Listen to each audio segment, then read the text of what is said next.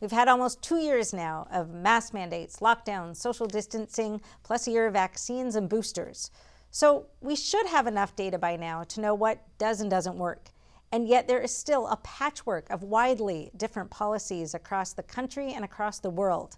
And that applies to community mask wearing probably more than anything else.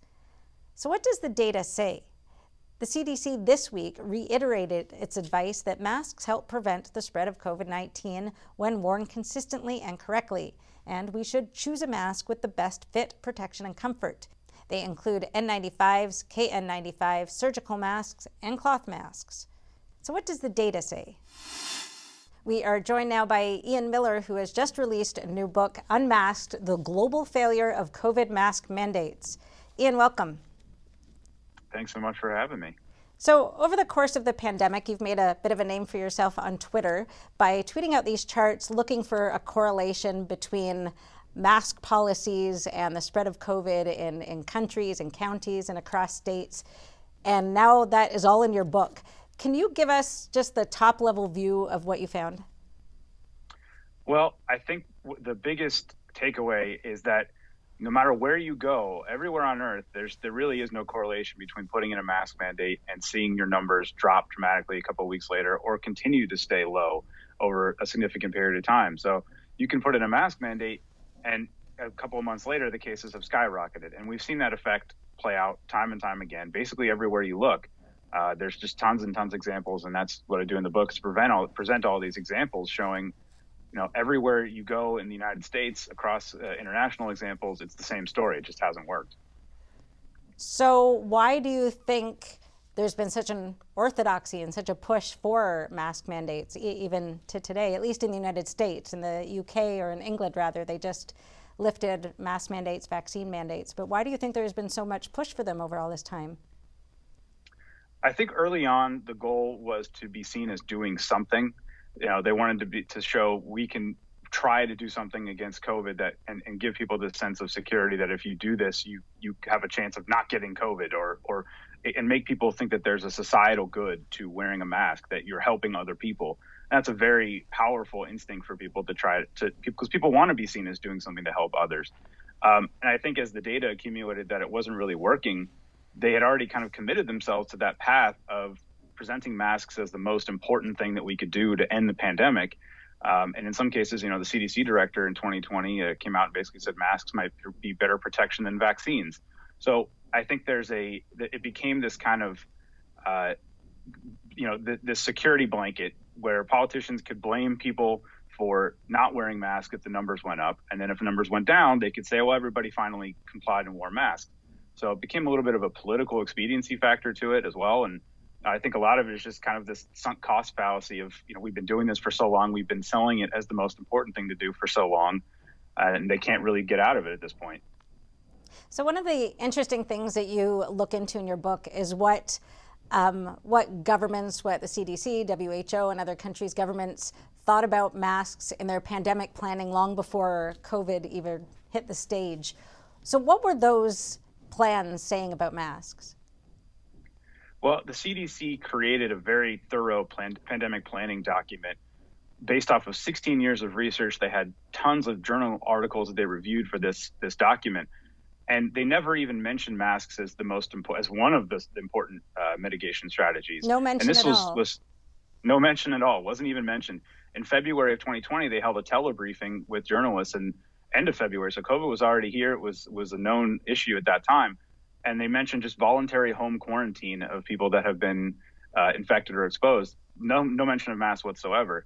And you can see that because, and one of the things I point out in the book, and I think it's really important, is Fauci in end of March was sent an email from one of his top lieutenants at the NIH saying, we reviewed 9 randomized controlled trials on masking, and all of them said masks didn't work. So this is the end of March, and just a few days later, literally 3 or 4 days later, the CDC with Fauci come out and say everybody should wear a mask. So it's pretty obvious that there wasn't any science pre-COVID to say that masks would work, and they knew that just a few days before they changed their minds.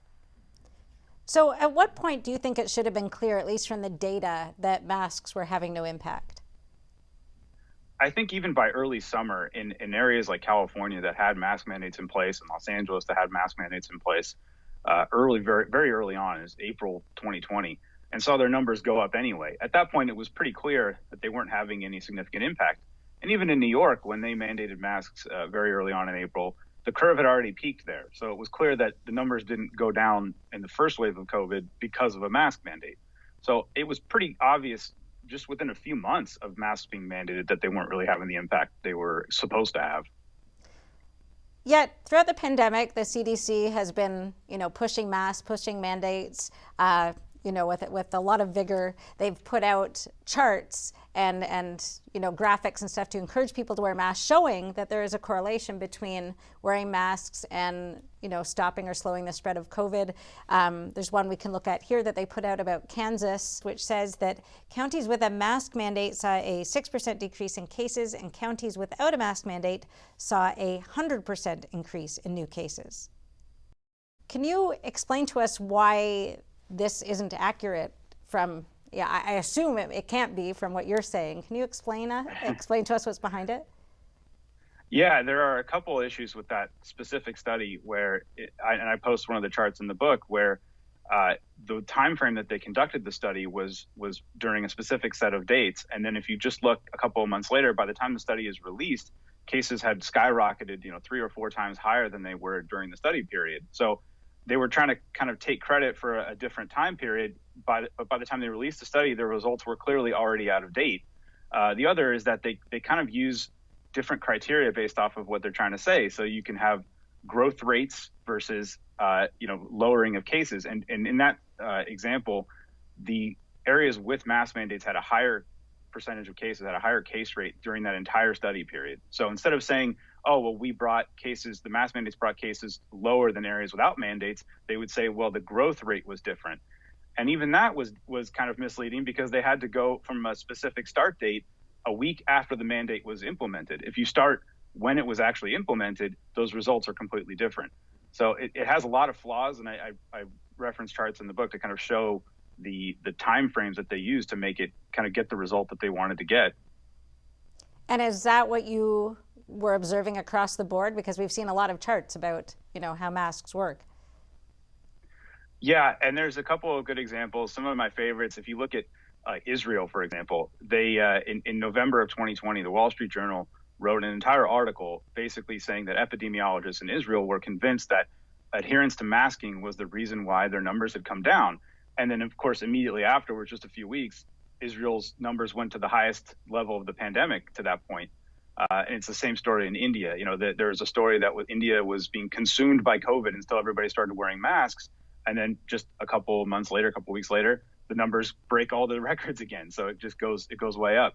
And similarly, on the opposite side of things, you can look at, say, Texas, where they removed their mask mandate in March of 2021, and to this outcry of media outrage, and their numbers continued to decline. It went down to the lowest numbers they'd been in since the pandemic started. So there's really no consistent impact to it, and yet a lot of media and experts try to credit masks only to be proven wrong shortly afterwards.